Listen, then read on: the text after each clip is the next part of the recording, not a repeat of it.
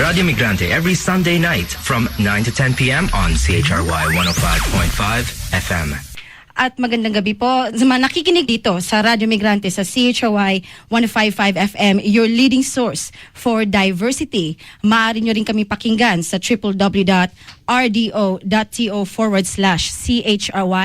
Bell 5 973, Rogers Digital Cable 945 o sa tunein.com. Ngayon pong gabi, inyo pong makakasama ay inyong tagapanglingkod na si Rhea Gamana at si Ish Cabanya. Hello, Ish. Yeah, of course, it's still Women's Month. It is still Women's Month, that's right. So, ngayong gabi, dito lamang sa Radyo Migrante, ay pag-uusapan natin ang issue ng women's liberation at women in national liberation. Ano nga ba ito?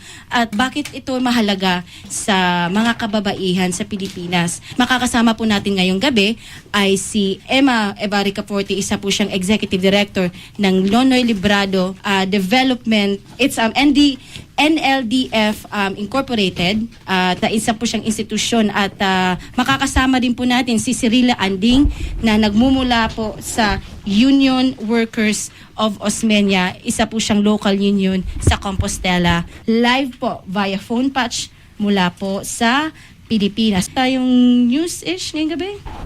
Yeah, I think we have also ng migrante. So we went out and we had some interviews. Nandito ko ngayon, kaharap ko si Mr. Rafael Fabregas, and isa po siya sa mga immigration lawyer natin na naturingang isang human rights advocate, is it?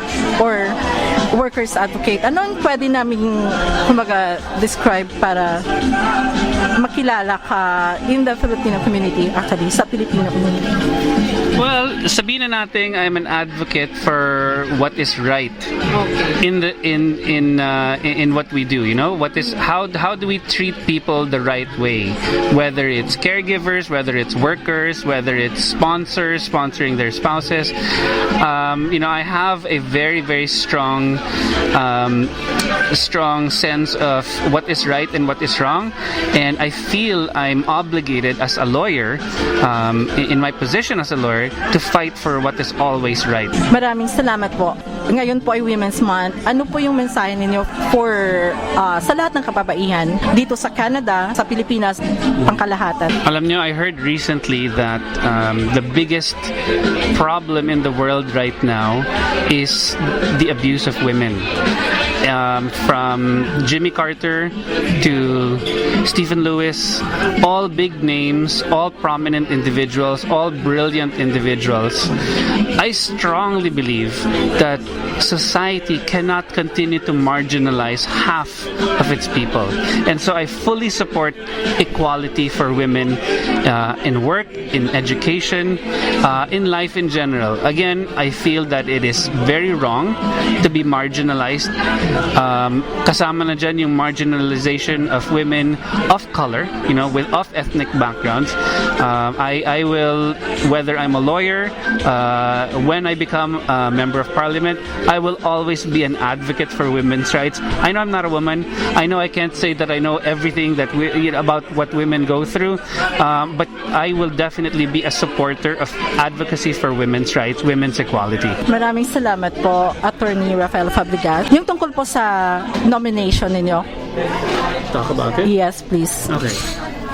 So ako ay tumatakbo bilang isang kandidato para sa nomination ng Liberal Party para ako yung maging kandidato nila in 2015, the next 2015 federal elections. Alam nyo, one way or another, there's gonna be an election, a general election in 2015 to select members of parliament for the 338 seats in the new parliament coming 2015.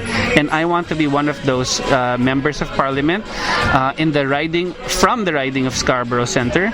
I will be representing the constituents of Scarborough Centre, but I will also be representing the aspirations of every Filipino-Canadian that I've met, that it's time to have a Filipino-Canadian in Ottawa.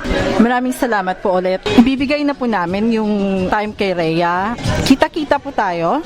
Sana suportahan po ninyo si Attorney Rafael Fabregas. Pa lang po siya ng nomination para maging standard bearer ng Liberal Party. Hopefully po sa mga Filipino community facility sa Scarborough Center Riding, magkita-kita po tayo. So, siguro, siguro magkakamustahan muna tayo ngayong gabi. Other people in the studio tonight, kamusta po Tita Pet and Ate Mary? Mabuti po. Magandang gabi po sa inyong lahat. Mayong gabi sa tanan nga mga Ilonggo dira sa tanan dira sa palibot sang Canada and then sa Manila. Sa mga Bisaya, maayong gabi sa inyong tanan. At umaga doon sa Pilipinas. Oh yeah. Yeah, good morning. Okay, so tonight is an exciting night because we're hitting the end of the month, but we're still celebrating International Women's Month since it's March. Siguro magbasahan muna tayo ng tula since Women's Month pa naman ito. Tita Pet? Siguro ang pwede kong ibahagi ngayon yung konting kasaysayan ng Filipino women, no? If you don't mind, dito lang yung ngayong i-share ko. Pero ito, gusto ko lang sabihin na matagal na yung activities ng women natin sa Pilipinas, no? Mula pa nung panahon pa ng Katipunan, meron na tayong mga women guerrillas dyan. At meron din mga women nakasama doon sa mga campaigners for women's right for formal education. Tapos sila yung trailblazers talaga na nag-umpisa ng raising the consciousness and women organizing. Sa colonial period na yan, isang importanteng body nun ay yung tinatawag na Loggia de Adoption. Masonic lodge yan na mga women from the intelligentsia at saka sa mga upper classes, ano. Pero actually, siya, covert na lihim na revolutionary group siya na anti-Spanish. So ngayon, kasama dyan si Trinidad Texon. Siguro maraming nakakakilala sa pangalan niyan. Tapos yung mga Philippine-American War, meron naman tayo yung wife ni General Aguinaldo. Tapos meron din tayong yung Asociación de Damas de la Cruz Roja. Meron din tayong La Liga Filipina noong 1902. Part yan nung Philippine Women's League for Peace. Tapos nakikita natin dyan na significant force na ang women na yung kahit lahat nakakakilala na kailangan sila sa mga estratehiya nila. Tapos noong 1905, karoon din Association Feminista Filipina. They pressed for prison reforms, labor reforms, educational reforms for women. Tapos meron din mga iba-iba tulad na La Protección de la Infancia, Catholic Women's League, Club Damas de Manila. Tapos meron ding mga iba-ibang regional organizations kamukha ng Asociación Feminista Ilongga, yung Society for the Advancement of Women, na kasama dyan yung mga American suffragettes, Carrie Chapman, at saka yan yung nag-start ng suffragette movement para magkaroon ng boto ang kababaihan sa Pilipinas. Tapos, syempre, yung nagkaroon na rin sa mainstream ng politics natin, nagkaroon din ng mga kababaihan na pumasok din sa larangan niyan. And then, in the first quarter storm, na alam na natin ay student movement yan ng late 60s, yung founding naman ng Makibaka, na example naman siya ng bagong feminism na nilalagay yung kababaihan doon sa konteksto ng struggle. Na hindi na siya kailangan lang doon sa loob ng traditional place nila na yung bahay lang, no? Tapos yung nung nag-martial law na nga, kinailangang mag-underground ang Makibaka, kamukha ng ibang mga nationalistic groups, no? Ngayon, ang liberation of women, again, relevant siya dahil kailangan pa rin ng mga kababaihan na masabi yung kung ano yung mga issues nila, yung articulate their oppression by class and gender. Dahil marami naman tayong mga leksyon na at insights from the other phases of the women's movement, from the brilliant name of Gabriela Silang, no? Meron din tayong mga Gabriela Silang sa mga araw na to. Okay, maraming salamat Tita Pet Cleto. At so siguro pag-usapan natin ng ang naging karanasan ninyo nung tumula kayo no doon sa Philippine Consulate. Siguro pakikwento sa mga nakikinig sa atin ngayon. Ano ba nangyari doon? Okay, so last Friday, nag-celebrate po ng Women's Month sa Philippine Consulate of Toronto. Ang Akdaan Writers Group ay nagkaroon ng presentations. So, kumuha po kami ng excerpt sa mga bawat tula at saka short stories na nasa libro. Para ang saya po namin kasi ang outcome is nagustuhan ng tao yung mga binasang excerpt. So, we're preparing for the launching this coming June 12. Doon din po sa consulate. Okay. So ano naman yung mga responses ng mga tao doon sa mga tula ninyo? Na mga haba or nagulat or what It's do you both, think? Rhea. Namangha sila at nagulat. Dahil hindi talaga, wala sa isip nila na merong mga ganong nilikha na mga tula na yun bang hindi lang puro kagandahan ng kalikasan, kagandahan ng komunidad. Kumaga, pwede nating isulat. From time to time, like we always have to think outside the box too. Mm-hmm. So, na merong mga ganito na nangyayari sa kapaligiran na kailangan din nating bigyan pansin for the poem. Meron tayong isang tula dito. Balita. Inilantad nila sa dyaryo, sa telebisyong kanilang ari. Ang yabang nila at takot. Pihadong katapusan na daw ng pag-aalsa sa pagkahuli ng mga leader at kasapi. Parang naulit muli ang taktika at ganito ang nangyari. Ang mga mananakop at ahente ng lokal na pinuno ay nagdeklarang ang sinumang sumaway sa kagustuhan nila ay mga tulisanes, insurrectos, tinanggalan ng karapatan, ng laya at kalinga, upang kailan may hindi nabagabag ng lipunan at mamamayan. Nagpasalin-salin ang kasaysayan sa balita at ang balita sa kasaysayan. Napagtanto ng sambayanan na mas maiging ang maging tulisan o insurrectos kaya na may laya at dangal laban sa makipot nilang kalayaan at nakagapos nilang hinaharap sa kamay ng dayuhan. Tulisanes, insurrectos, ang tawag nila sa sambayanang lumalawak sa kung saan-saan. Maraming salamat, Tita Pet. At napaka-powerful, no? Siguro, may lang pwede bang paliwanag anong ibig sabihin ng tula nun? Kung maalala natin mula pa sa panahon ng ng mga yung American occupation, no? Yung mga natirang mga revolutionary mula sa 1896 ay nagtakbuhan sa mga para makaiwas dun sa mga sundalong siguradong talagang hinahanap sila. At isa dyan, kung maraming makakaalala, Ricarte at mga iba pang nagpunta sa mga probinsya. Ang tawag sa kanila ng mga Amerikano ay mga tulisanes. At kasama din nila ay maraming ding mga kababaihan na laban din dun sa pagpasok ng mga dayuhan.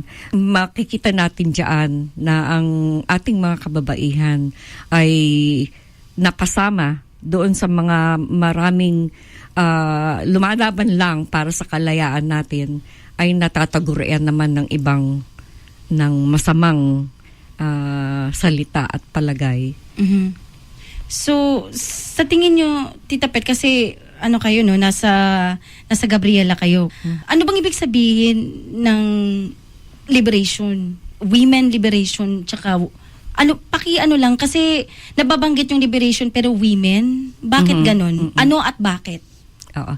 Kasi mula pa sa unang panahon pa yan, alam na natin na iba yung pagtingin sa mga kababaihan. Para silang mga second-class citizens na tinatawag. Kailangan pa nga nating magkaroon ng movement para tayo magkaroon ng boto. Tapos ng mga malauna naman, ang kailangan naman natin ay yung pagkilala ng mga kababaihan bilang nagtatrabaho sa labas ng bahay. So therefore, meron din silang mga rights as workers. No, yung mga ganyan kailangan pang ipaglaban. Hanggang ngayon, even yung migrant workers, karamihan yan mga women ngayon. Kasi more than half na nung mga lumalabas ng bayan, kababaihan na yan. Yun yung tinatawag nilang feminization of migration. No? Kailangan din meron silang mga karapatan at para sa mga karapatan sa kanilang kagalingan, no? So, yan, mga bagay na yan ay yung mga nagsasagka sa atin at ibig sabihin yan hangga't hindi natin nakukuha yung tamang karapatan natin at nagagamit natin ang ating mga efforts para makuha natin ang ating mga karapatan, hindi tayo liberated na tinatawag. Although kasi iba yung sa lengguwahe natin sa Pilipinas, iba kasi yung ibig sabihin yung kapag tinatawag liberated ka pala, parang iba yung ibig sabihin, hindi maganda, no? Kasi ang tinitingnan lang nila yung sexual na parte niya, na hindi nila naintindihan na ibig sabihin niyan ay tinitingnan natin kung yung karapatan ng mga kababaihan ay binibigyan ng respeto at sila ay nabibigyan ng hustisya sa kanilang mga kondisyon at sa mga issues nila. So sa tingin niyo po ba hanggang ngayon sa modernong kasaysayan ng konteksto ng Pilipinas ngayon ay second-class citizens pa rin ba ang turing sa kanila? Although, nakakapagboto na sila. Diba yun yung number one issue dating yung right to suffrage, yung karapatan nila magtrabaho, yung equal rights. Do you think they're still being considered as second-class citizens? Kinailangang kamukha nun dun sa loob ng pamilya, no? Kinailangan naming ipaglaban noon yung karapatan ng babae na magsabing no. Kapag merong pagpipilit sa kanya, harassment or whatever, no? Any kind of discrimination, pwede siya magsabi ng no diyan, no? Pinaglaban natin yan sa Kongreso para magkaroon ng batas at napapasaya ng ating mga Gabriela party list members dyan para magkaroon ng batas na yan against battering, kasi hindi kinikilala yun nung araw Pero alam mo naman, kahit na nakabatas na yan, kailangan pa rin nating ipaglaban. Yeah. Okay. So, Ate Mary, ikaw naman nung matanong ko, nasa GAB ka din, diba? Gabriela, Ontario. Nung bago ka sumali sa Gabriela, Ontario, may idea ka na ba tungkol sa women's liberation?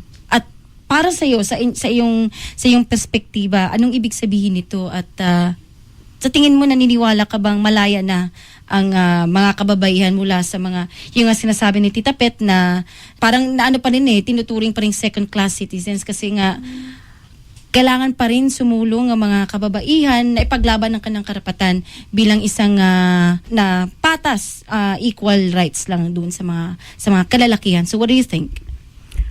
Nag-uumpisa din yan kasi, Rhea, sa bahay, bilang babae, kailangan nating sundin ang lahat ng batas. Lahat ng sinasabi ng ating mga magulang, subjective pa rin tayo kahit sabihin mo na equal na dapat yung right. So pagdating natin sa labas na, makikita mo pa rin sa labas na kung hindi man mangyayari sa akin, makikita ko sa mga kapitbahay ko kung sino-sino na ma-encounter mo sa daanan na mga kababaihan.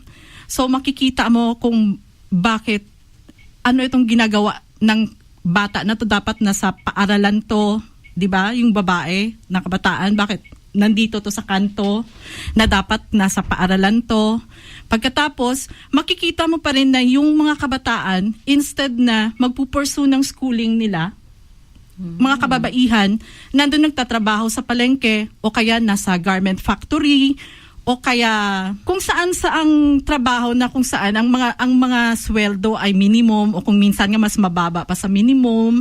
So yung mga dirty jobs na sinasabi nila na nandun, nasasadlak sila sa prostitution. So kung minsan, yun ang Actually, yun ang nag-udyok sa akin na alamin kung ano talaga ang problema nung kabataan pa ako, yung tungkol sa kababaihan.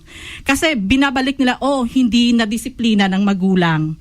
Pero actually, nandun yun sa sistema natin na dapat yung mga, kung out of school youth siya, may program ang government para malabas siya doon sa kinasasadlakan niya.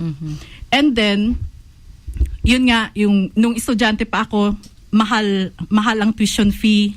So kaya ako napasok din ng LFS noon. Nag-start ako ng organizing sa mga estudyante. Mababa yung sahod ng mga magulang. Yun ang hindi kasi natin natitingnan. Kaya yung sinasabi nila na free, hindi ko rin masasagot na kahit hanggang ngayon, free nga tayo. Pero literally, yes. Kasi kung anong nakikita mo na nababasa natin sa libro na ang ganda ng ganito, yung mga pagbabago, kung titingnan mo yung totoong picture, hindi pa rin sila konektado. Pag-usapan natin ano yung tunay na kalagayan ng mga Pilipinong kababaihan dito sa Canada. Pero kasi may mga kababaihan tayong nandito din sa Canada na mga kapwa nating mga kababayan. Meron tayong mga kababayang mga live-in caregivers, mga PSWs, yung mga migranteng Pilipino. Kumbaga, kasi kayo, nag-organize kayo ng mga kababaihan dito. Anong sa tingin niyo yung kalagayan nila ngayon? Do you think their conditions have been improving in terms of, they have to migrate kasi nga kailangan dahil nga, syempre, walang trabaho sa Pilipinas, unfortunately, kailangan pumunta dito. But what do you think are the conditions here? Has it improved from your organizing experience? And Ate Mary or Tita Pet? Siguro mag-umpisa ako dun sa mga 1990s noon na akong dumating dito, no.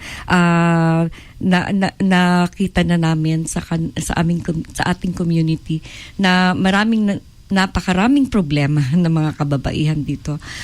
Lalong-lalo na yung mga live-in caregivers.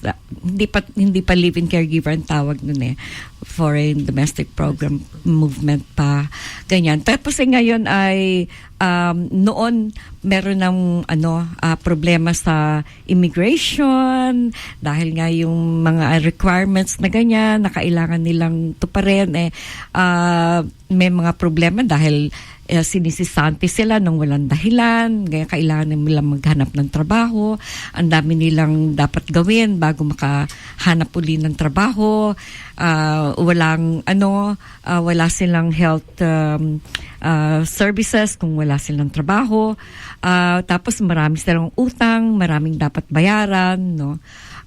Ganun na yun noon. Tapos kung dumarating na yung kanilang pamilya, ang dami nilang problema sa mga asawa, daming problema sa mga anak.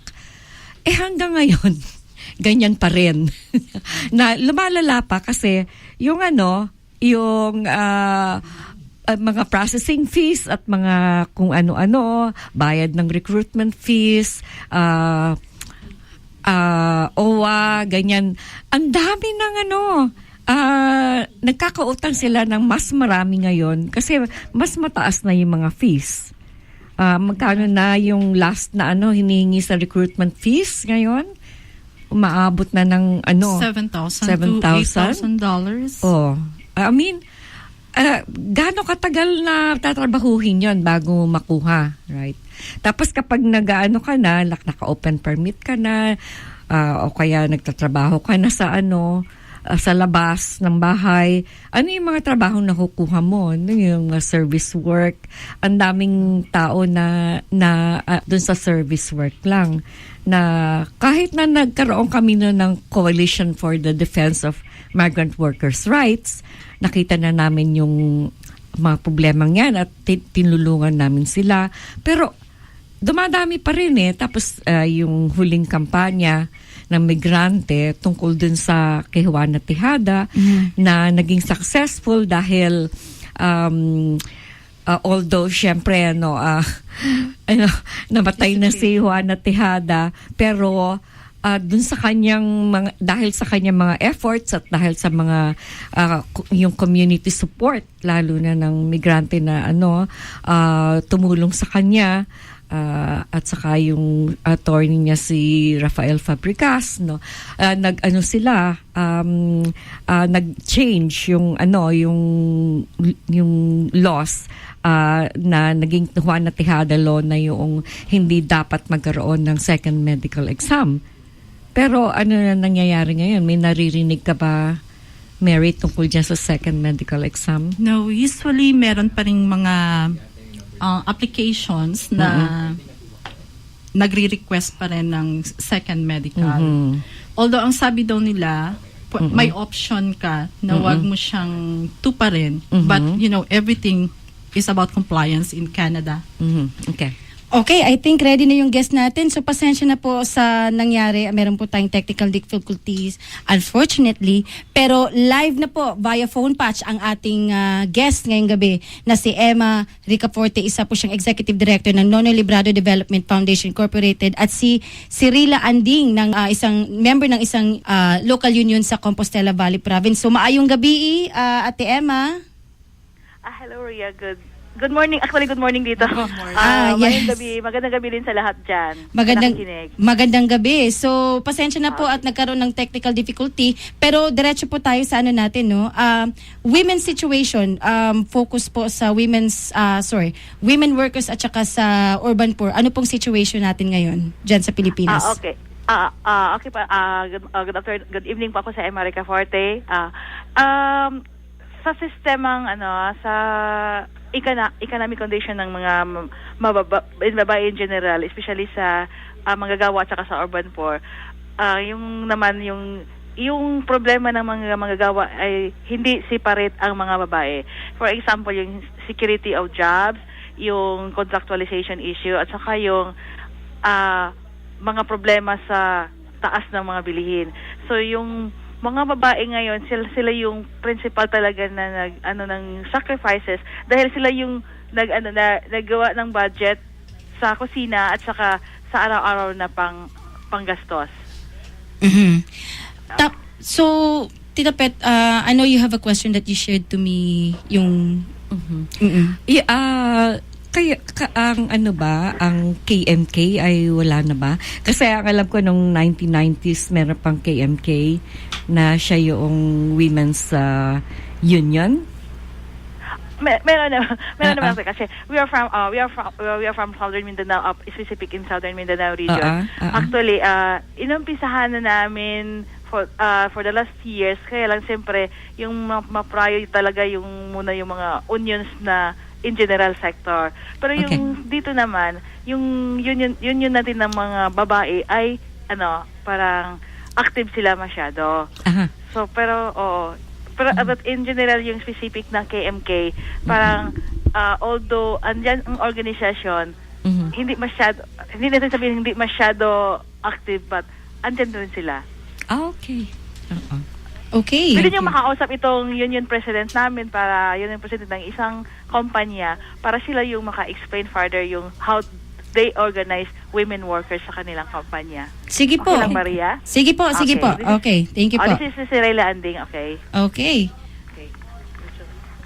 Hello, Ma'am Cirila, maayong gabi. Magandang gabi po.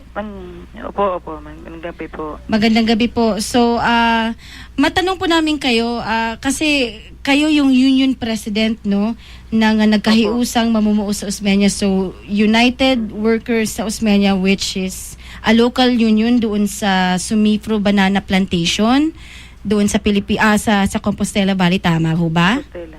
Opo. So, tatanong ko lang, ano ba yung ninyo, yung sitwasyon ng mga women workers? Kasi kayo mismo talagang nandoon kayo sa front, no, ng pakikibaka talaga para sa mga manggagawang kababaihan. So, siguro para mapaliwanag lang sa mga listeners natin ngayon. So, yung basically ano yung mga experiences ninyo bilang isang manggagawang babae na pinapaglaban o nag-advocate doon sa mga kababaihang manggagawa diyan sa local union ninyo. Magandang gabi po sa lahat na nakikinig doon sa programa namin. Nandito po ako, nagpaliwanag lang po sa pagbuo namin ng union, unang-una sa organisasyon ng Namaos na Plo-KMU. Yan ang isang bahagi naman sa mga workers, sa mga kababaihan. We unity from the workers, all of them are, we have mayroon kaming sahod na isa lang po, babae at saka lalaki, pero hindi naman sapat kasi maliit lang ang aming sinasahod sa banana plantation po. So nabasa din namin no sa news na meron kayong recent na suspension na binigay sa inyo ng banana plantation, unfortunately.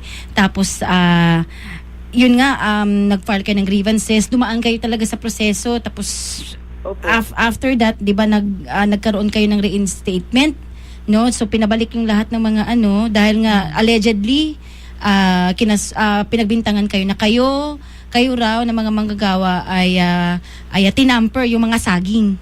So, oo. Pagkatapos yan hindi naman totoo. Oo. So, yung tapang na yun, saan yun nakukuha? Yung tapang na yun na, syempre, yung na may-ari na ng banana plantation, yung kaharap ninyo. So, paano nyo nakukuha yung tapang na yun? Yan,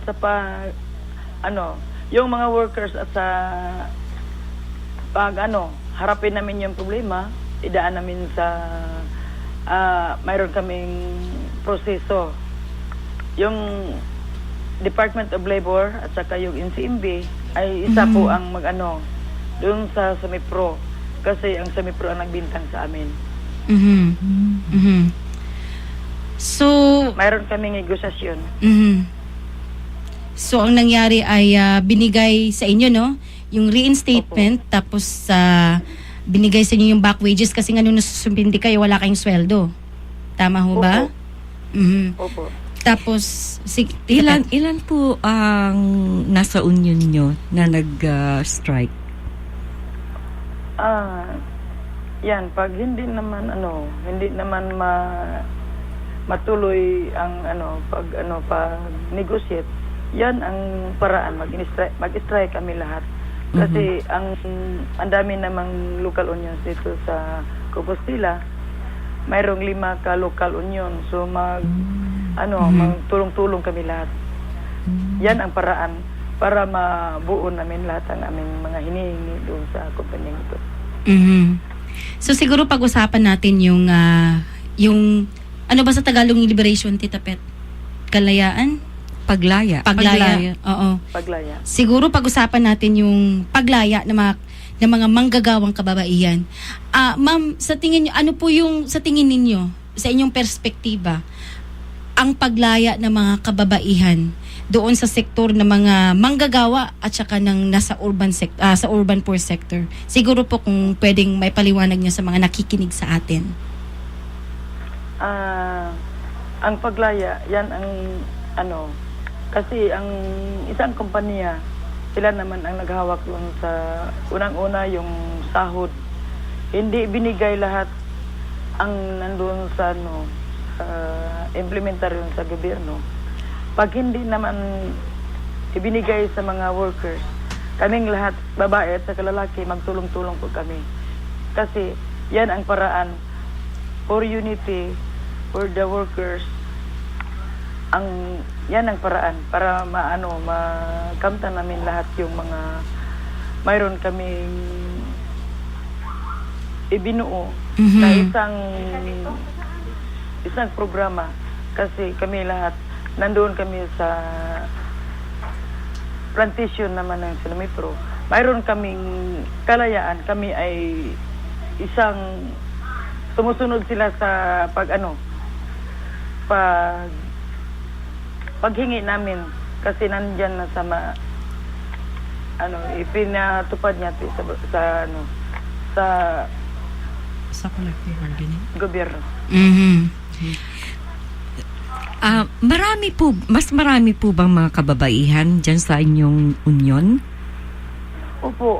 Ang dami po. more than half ho ng mga Yes. kalalakihan. Oh. Sa ano ho mga kondisyon sa inyong trabaho? Ang mga conditions po, yung pag trabaho for 8 hours, mayroong overtime. Yan, ang sahod namin ay inilagay sa mabuting paraan. Babae at lalaki, pantay ang sahod po. Aha. Pinaglaban ho nyo yan? Opo. Aha. Ma'am Cirila, pwede po bang maipasa niyo yung telepono kay Ma'am Emma Ricaforte? Opo. Maraming salamat po. Thank you po. Hello? Ria? Hello Ate Emma. Si Emma na po to. Okay. Opo. Ang role lang na... Okay, magdagdag lang ako sa... Yung role naman ng institution namin ay magbibigay ng mga edukasyon sa mga manggagawa at saka sa mga manggagawang babae.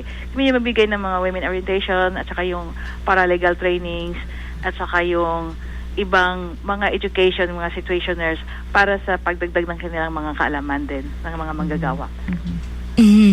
So sa inyong karanasan sa pakikipagsalamuho sa kanila ho, ano yung mga unfair labor practices na nangyari dun sa kanilang pagawaan?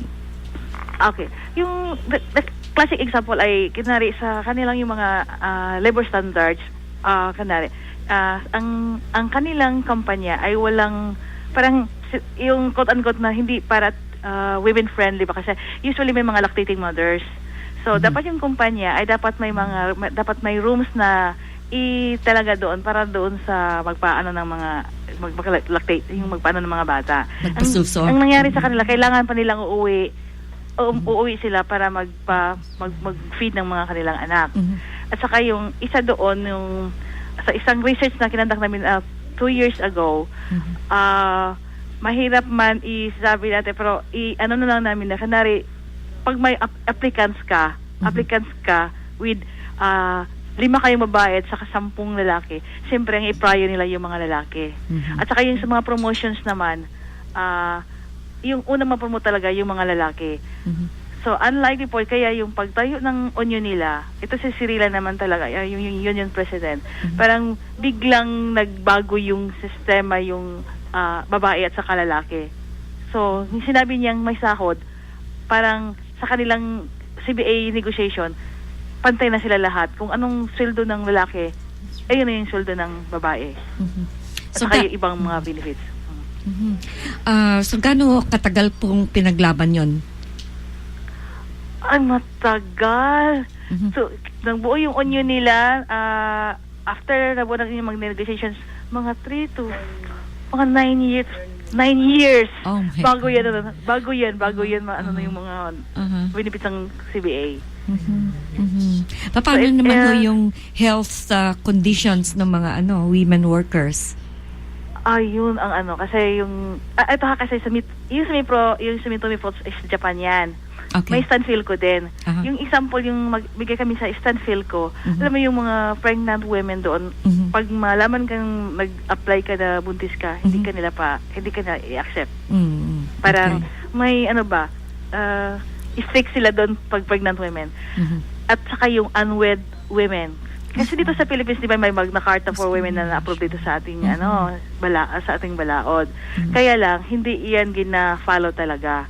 Kasi dapat naman sa Magna Carta, kahit na unwed mother ka, hindi ka discriminate. Pwede kang magtrabaho kahit saan. Kaya lang dito sa mga kampanyang ito, pag malaman ka na buntis ka or may anak ka na out of wedlock, automatic yata na mawalaan ka ng trabaho. So yan yung mga discriminations dyan sa loob ng kumpanya. And there are multinational corporations operating in dito sa mga banana plantations dito sa Mindanao. Ate Mary, go ahead. Hi ate, maayong buntag sa inyo hadara sa sa Mindanao. Yes. Naami pamangkot sa imuha. Okay, so ang tanong ko po sa inyo is ganito. Back up lang po ito sa sa tanong ni Tita Pet kanina, yung tungkol po sa health conditions ng mga kababaihan natin diyan sa inyong workplace.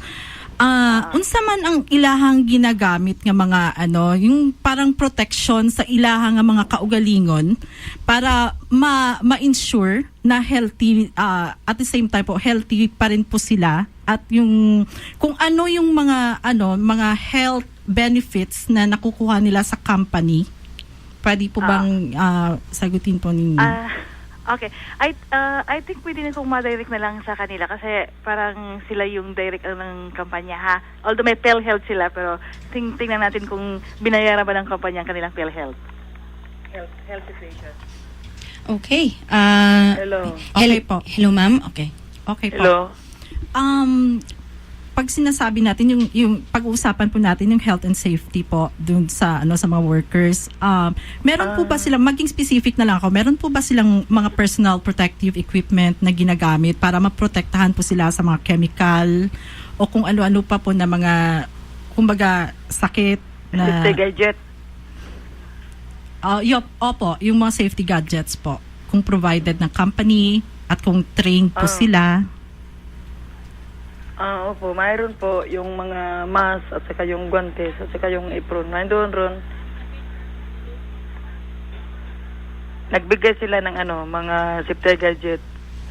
At dun sa area, mayroon po. Okay. Okay.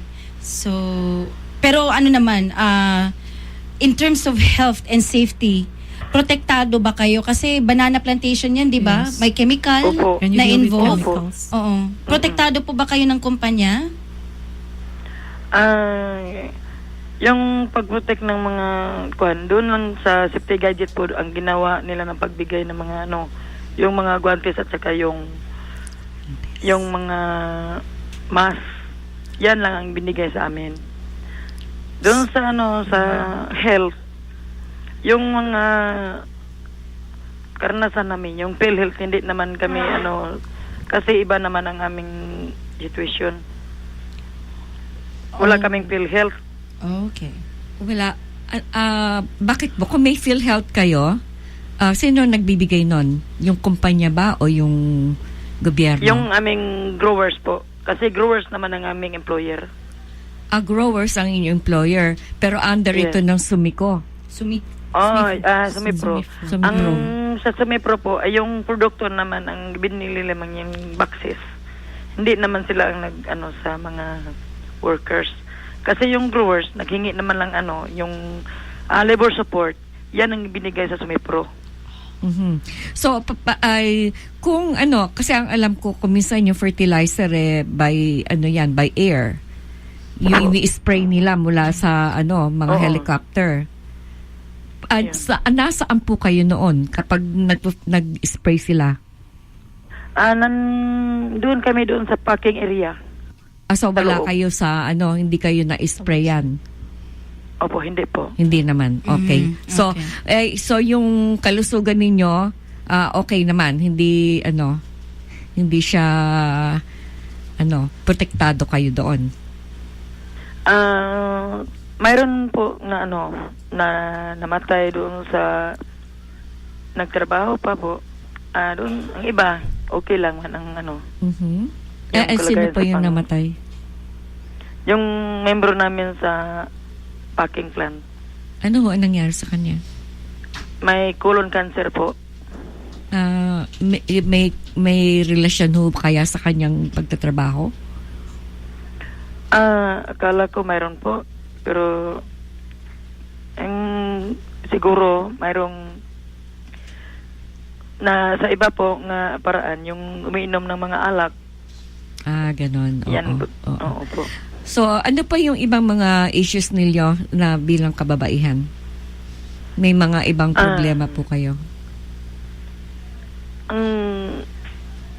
Yan lang. Yung mababang sahod, yan ang aming opo. Oo. Kasi paano naman yung... sige underweight po kami. Oo. Yung 291, yan lang ang ibinigay doon sa amin, yung sahod.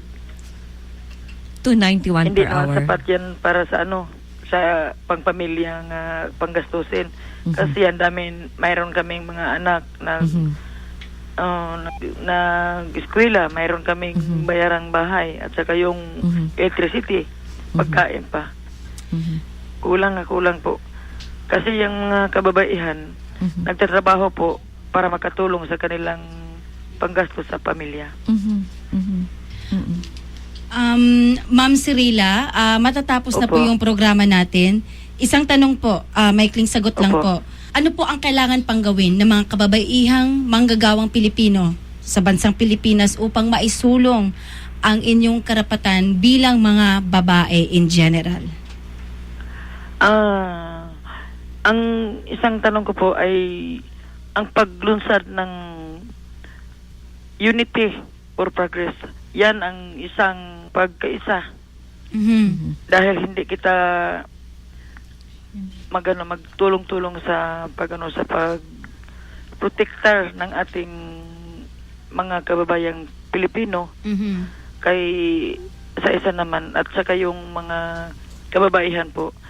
Si Emma Ricaforte, siya po ang Executive Director ng Nono Librado Development Foundation Incorporated, isa po siyang workers institution, at si Cirila Anding ng